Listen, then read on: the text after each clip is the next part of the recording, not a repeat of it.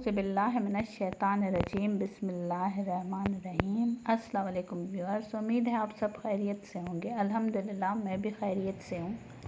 اسرائیل نے ایک بار پھر ایران پر حملہ کر دیا، جس سے ایران کی فضائی تنصیبات کو بہت بڑا نقصان پہنچا ہے، اور بدلے میں ایران نے اسرائیل کے ڈرون بھی گرائے ہیں۔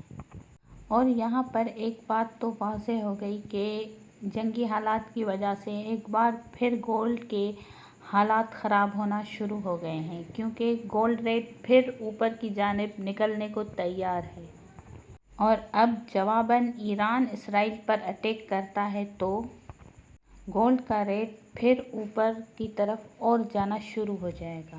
اس وقت دیکھا جائے تو جو مارکیٹ نے ویکلی کلوزنگ دی ہے $2746 پر دی ہے، اور جو اس نے لو لگایا وہ $2716 پر لگایا۔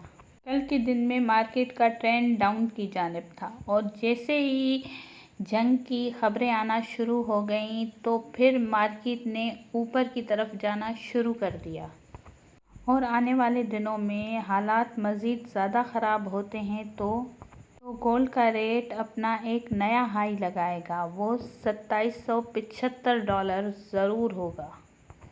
اور اس وقت گولڈ ریٹ دیکھا جائے 24 کیرٹ ARY کا پیس $2,86,500 میں ہے، اور پٹھور کا ریٹ ہے $2,83,300 پر تولہ۔